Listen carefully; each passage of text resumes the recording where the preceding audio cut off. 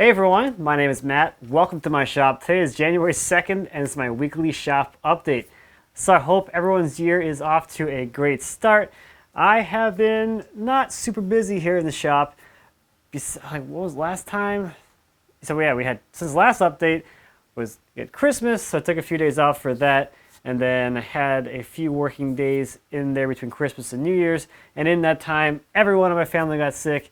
So the boys were sick, my wife was sick, even our nanny was sick, I was sick. So I didn't have a whole lot of time out here as well during that week, but I did get a few things done on the Highboy.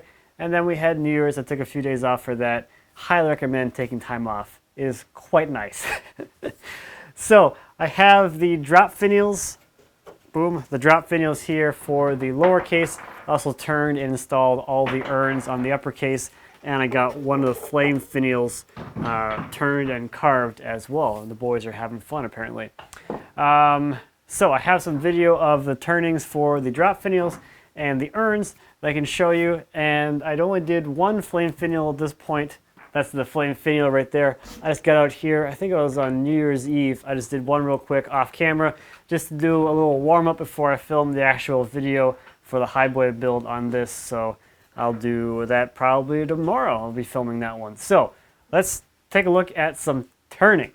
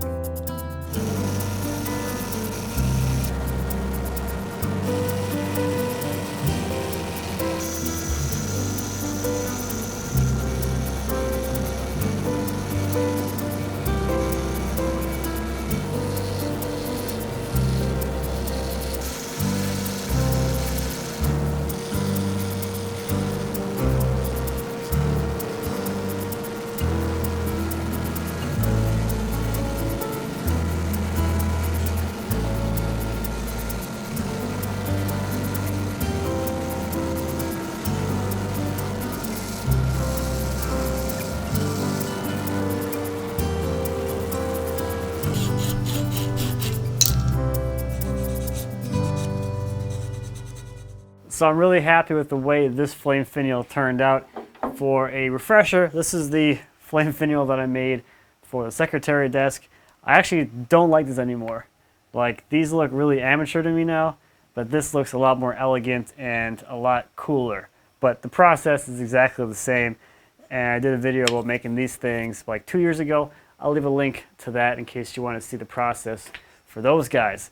But at this point, the uppercase itself is all ready for finish, which is super exciting. I just have to finish prep the lowercase and get all the drawers glued up and finish prepped before I go ahead and start applying finish to this guy.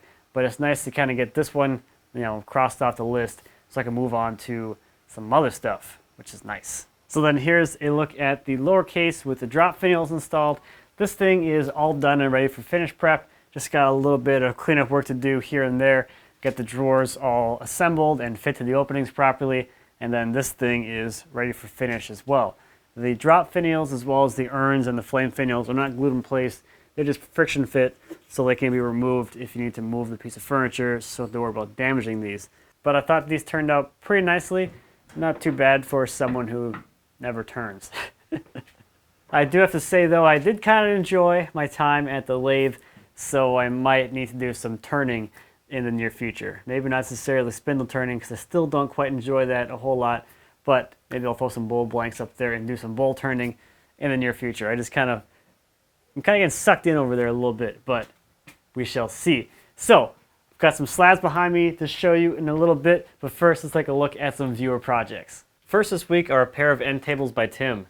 Tim made these tables from 70-year-old Honduran mahogany that he dumpster dived, and they include a total of 34 pieces of inlay. Next is the box by Bryson. Bryson is 17 years old, and he built this box from walnut and an oak pallet using only hand tools.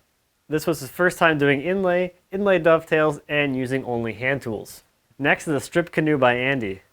Andy completed this canoe over the course of several years, and this was his first woodworking project. The strips were milled from 18-foot long Spanish cedar, with the accent strips being poplar, and the gun walls are made from ash. Last this week is a mid-century modern coffee table by Chris.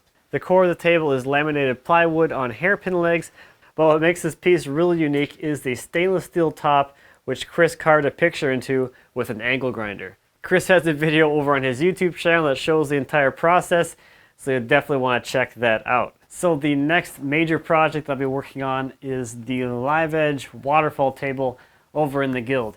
The Highboy has run extremely long, so I didn't have any break between my builds and the Guild this time, so I wasn't able to do a whole lot of stuff here on my YouTube channel in the last few months. But this is going to be a whole lot easier. I should be able to get through this really quickly and be able to do a few other things around the shop while I'm filming this project thing. So I have 3 slabs here. I'm making 3 different tables in that project just to kind of show a few different variations. The center slab here is ash. I'll be doing a very simple waterfall table with this. And a waterfall is just the idea that the top and a leg are one piece, and it's mitered so that the grain flows from the side or from the leg up onto the top. So it's waterfall. I don't know, people make these things up. And then I have a couple of, these are elm crotches. I'm going to do one, well, they'll both be river tables, so I'll have some kind of river thing going on through here, but I'll have the waterfall joint change between the two of them. So on one, I'll put the waterfall joint in the crotch, and then have the top be a full river table area, and then the other one, I'll put the waterfall joint in the river, so it's an actual waterfall, right? Because it's actually water. By water, it's just resin. So that's what's coming up there in the Guild. And let me tell you a little bit about a few projects I have coming up on the YouTube channel, at least in the near future, in the first part of the year here. So if I spin the camera around here, of course I already showed the outfeed table with the slab. So my thinking here is that since I have to flatten all of these all at once anyway, I'll flatten the slab for the top of the outfeed table at the same time, and just make the mess all at once instead of doing it multiple times. Then I'll also knock out the base cabinet for that as well and have a video about that. I'm really looking forward to having the outfeed table cabinet back because I desperately need that storage space back that I've been missing for so long. So that's one project. The other project sitting on top of here is a motor and some aluminum wheels. So I'll also be building a belt grinder this year using the plans from Jeremy Schmidt, and I'm really looking forward to that. That tool looks extremely versatile, and I think it's going to be a fairly easy build and fairly useful.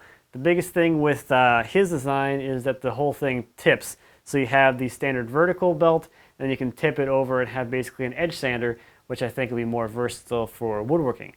But this will also be very handy for some of the metalworking that I planned for the next year as well. So lastly, I just want to say a big, huge thank you for an amazing 2017. That was a fantastic year. Had a lot of fun, got a lot of projects done, and it's just been a heck of a good time. So thank you all for making this possible, making it so enjoyable, and it was great to actually meet so many people this year. I met a lot of people this year, so thanks to everyone I met in Houston, in Las Vegas, in Denver, in the UK, in St. Louis, and of course here locally. It's always great to just meet so many amazing people, and I just love it. So thank you all so very, very much, and I'm really looking forward to this year. It's going to be quite the year. I have a feeling it's going to be pretty sweet. So just kind of looking around here, I think that's about all I have for this week. Thank you as always for watching. I greatly appreciate it. If you have any questions or comments about anything I talked about today or anything here in my shop, please feel free to leave me a comment, as well as I'd be happy to answer any questions you might have.